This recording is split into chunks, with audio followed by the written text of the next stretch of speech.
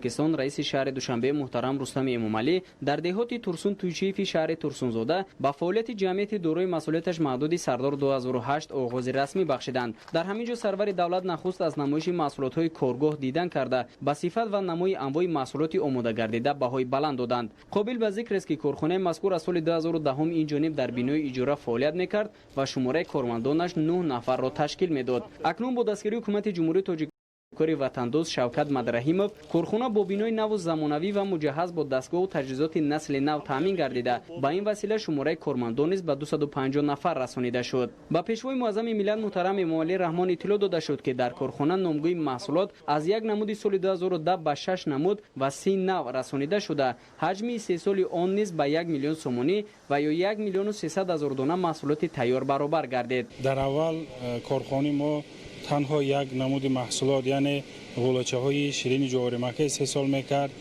و الحال این محصولات های ما به 6 نمود رسیده است که من امروز خیلی که دیدید جناب عالی به کارخانه ما تشریف آوردند، از فعالیت ما و از رفت جریان کاری ما شناس شدند، دستور سفارش های خود را به ما دادند و برای در آینده بیشتر به صادرات برآوردن محصولات های وطنی مصلحت های مفید به ما دادند.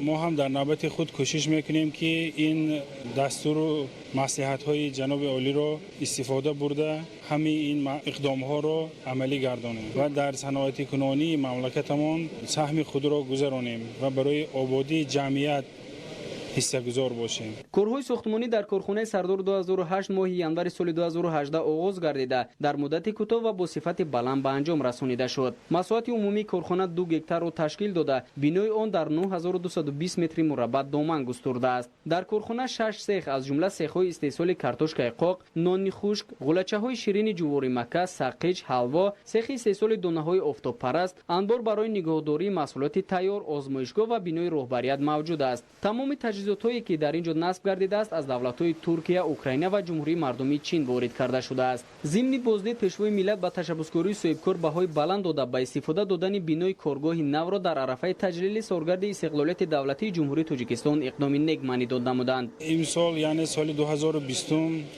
کارخانه ما کلاً تجهیزات‌های خود را نو کرد. تجهیزاتی که قبلا گرفته بودیم بسیارشون تکنولوژی کهن بودند. ما همه این را نو کردیم، اتوماتیزاسیون کردیم که الحال تقریبا 90% کار به عهده تجهیزات ها واگذار کرده شدند. برتری هم از جهت کم مصرف بودند، هم از جهت بلند برداشتن صفت خود محصولات که خود این تکنولوژی دیگر است. کلا تکنولوژی نسل آخران گویم هم خطا نمیکنیم.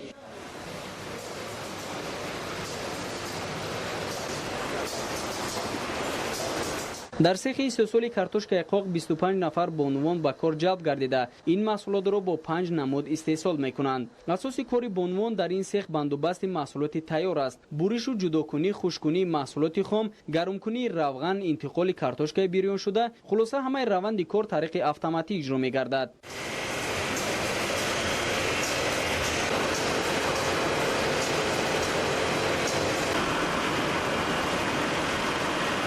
در این کارخانه زنان و بانوان می توانند که با جای کاری دائمی و با معاش خوب تامین باشند.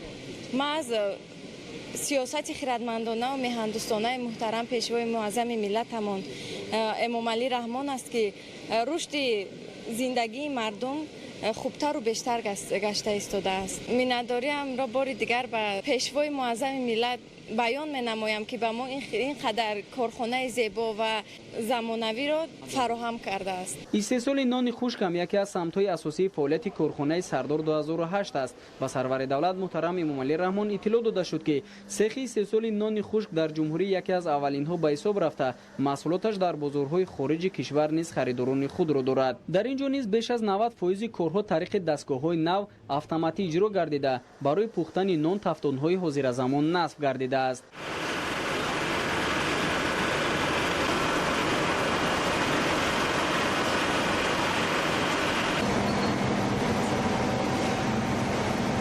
миннатдории худро ман баён кардани ҳастам ки имрӯз ҷаноби олӣ ташриф овардан мо хеле хурсанд шудем бо мо ҳамсӯҳбат шудам ва ба ҷои кори доимӣ мо кор карда истодам. аввало мо чипсиҳое ки яъне каршкои қоқшударо ба таҷҳизотҳои кӯна истеҳсол мекардем. ҳозир ки чӣ хеле ки дида истодед 90% таҷҳизоти мо ба таври автоматик кор мекунад. маҳсулоти тайёри мо бар тоҷикистони худмон ба ватани худмон баъд аз он ба хориҷа содирот мекунем. сехи коркарди ғуллаҳои ҷувуримакка низ бо дастгоҳҳои навтарин ҷиҳозонида шуда шумораи кормандон афзоиш ёфт. дар ин ҷо низ бештар бонвон ҷалб карда шуданд. пеш аз ба кор шурӯъ кардан ин бонвон дар курсҳои омӯзишӣ иштирок карданд, зеро дар ин ҷо масъулият баландтар аст ва кормандон дар ду баъз фаъолиятро ба роҳ монданд.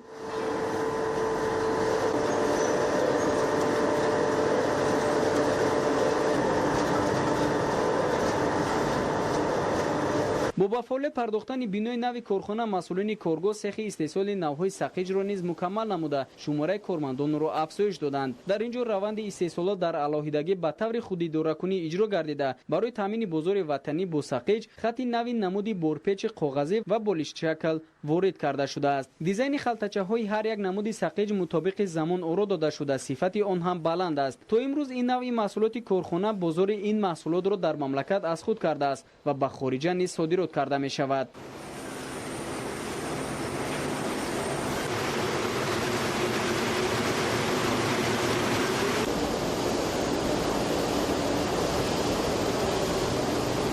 ман Умарова Мақсуда наими сех яъни сақиҷ кор мекунам.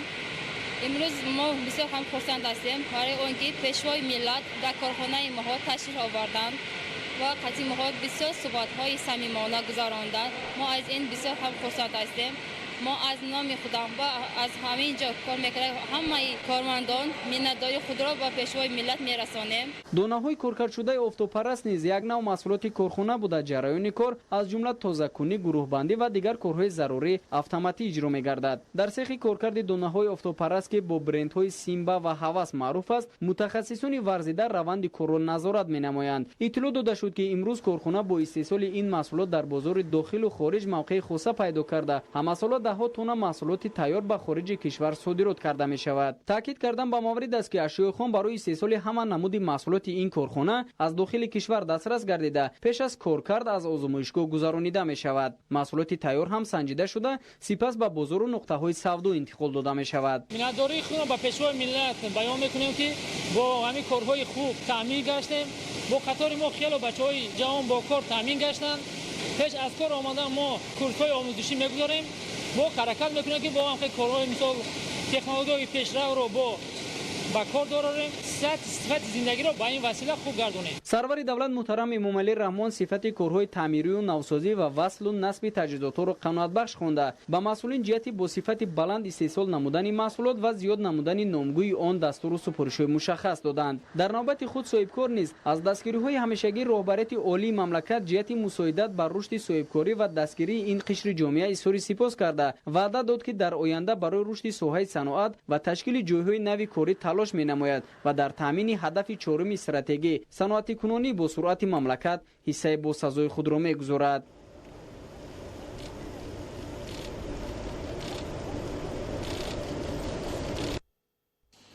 асосгузори сулҳу ваҳдати миллӣ, пешвои миллат, президенти ҷумҳурии Тоҷикистон муҳтарам Эмомалӣ Раҳмон дар деҳоти Ҷура Раҳмонови шаҳри Турсунзода ба хоҷагии деҳқонии Ҳоҷи Неъмат ташриф оварданд.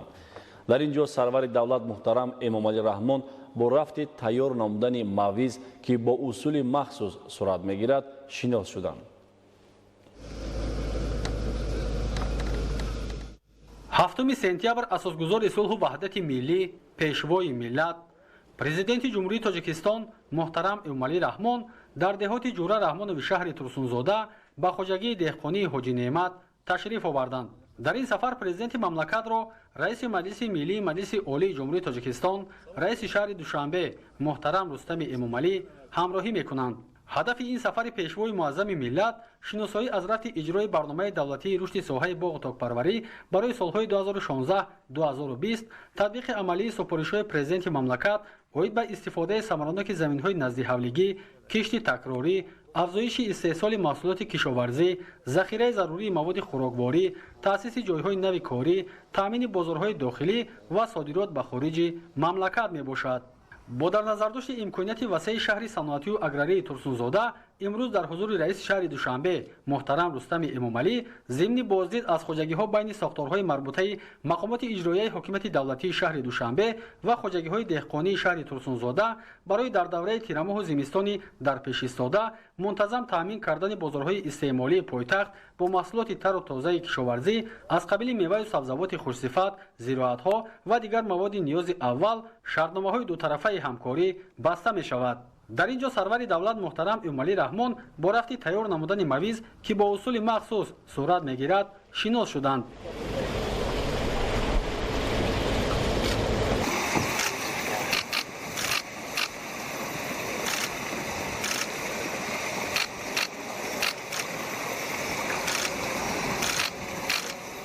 اطلاع داده شد که چنین طرز خشک نمودن انگور در همکاری با عالمان ساحه کشاورزی تاجیکستان و ازبکستان به راه مانده شده در کشور تجربه اولین به شمار می رود.